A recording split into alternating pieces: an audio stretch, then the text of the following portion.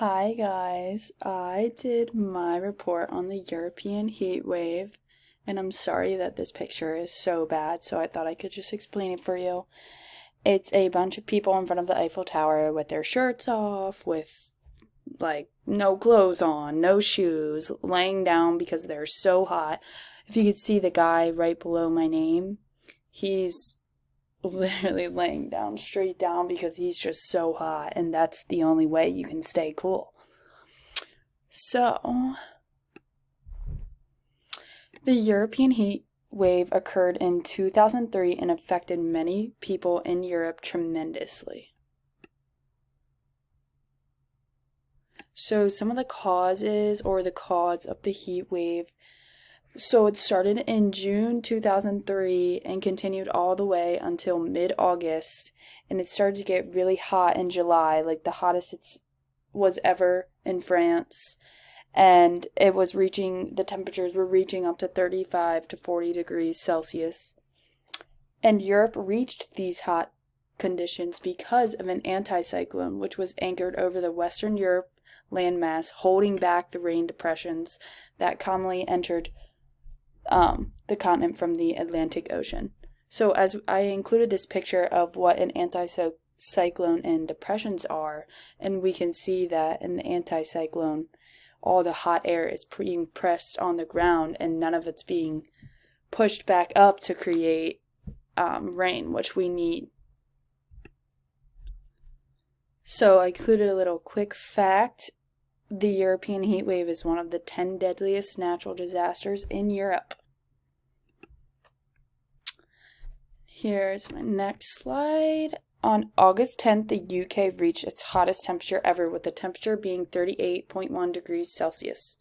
This was back in 2003. And then we can see in the picture, France is the darkest red there is, meaning that it is dangerously hot. It's in the temperature, you can see that it's plus 10 and it's super dark red. And I included this picture of a thermometer because I wanted to show everyone what 38 degrees Celsius looks like compared to Fahrenheit. And as we can see, the red is about at 38, and that is 100 degrees for us. Imagine it being 100 degrees here for many, many days. Ugh, I could not do that. So, the environmental and social effects. So, at least 30,000 people died from the heat wave. There were lots of different factors that caused this, but most of the people died were the elderly because they were sadly, the most vulnerable. And the reason why the people were dying was because of these social effects. And some of them are the drinking water supplies were affected in some parts of the UK. The chickens, pigs, and cows died during the heat, as well as crops were not able to survive with these dry conditions, and this ended up leading to increases in prices of food where people couldn't afford. And the transportation was also affected. Railway tracks buckled in the heat. Some road services melted, and low river levels prevented some boats from sailing.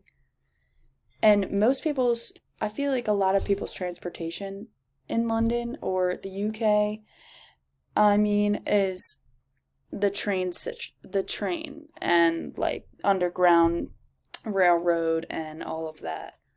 So they clearly couldn't do that because some of the tracks buckled in the heat and some road surfaces actually melted. But another thing was people were getting sunburn, which damages their skin and could eventually lead to skin cancer. And drowning was also an issue, which is crazy because people would drown when cooling off in rivers and lakes. And they would just be so tired from the heat, and right when their body hits that water, they just want to soak there, and they would go in very dangerous waters just so they could be cool.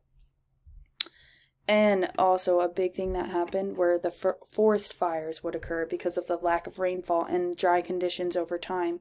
And these forest fires were creating lots of issues, burning down lots of buildings, not letting people get through, like certain places, like they couldn't leave their houses because of these forest fires.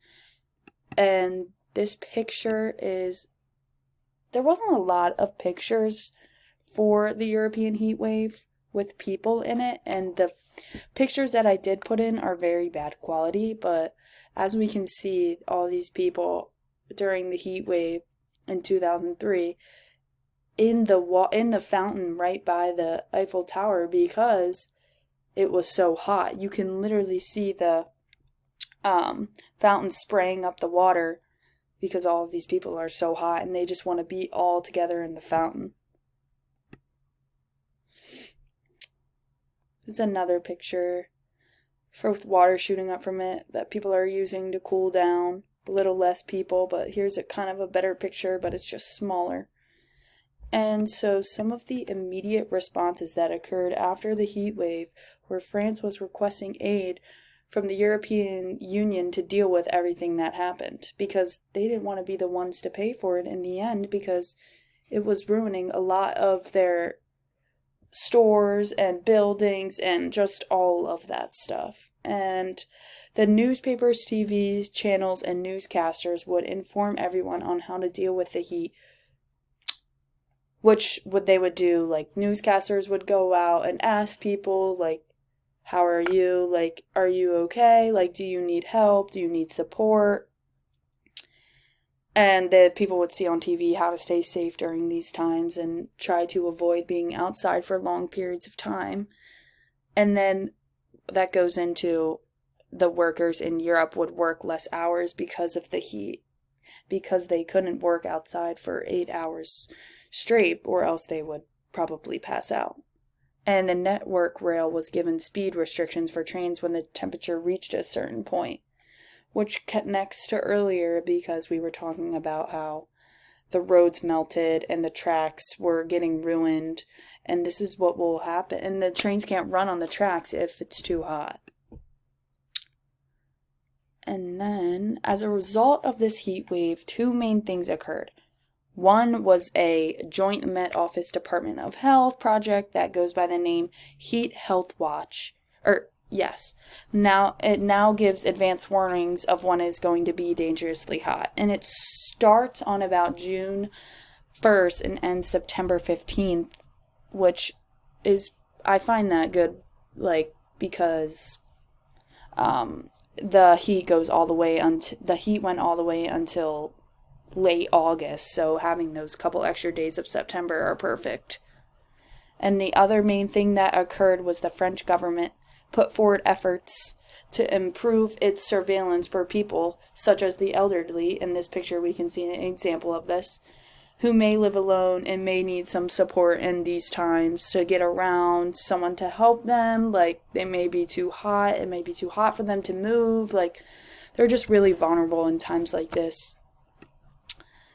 And then we come to the end, which is where I included some buttons with links on more about the European heat wave and how you can stay safe during a heat wave. So here's a video of the European heat wave of 2003 if you want to learn more. There is a link for the impacts, and then multiple videos answering questions about heat waves from a doctor. And then I included these heat waves 10 safety tips, which is the do's and don'ts for when you are in a heat wave. Stay out of the sun, avoid physical efforts, don't drink alcohol, and don't leave children or pets in parked vehicles. That's what you don't want to do, because those things could affect you in some way that eventually could lead to you being sick or even die.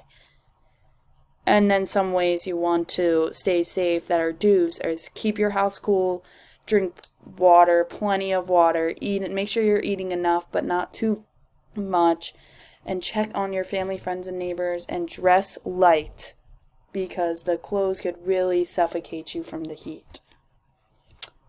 And then we have my references, and that is it. Thank you guys so much.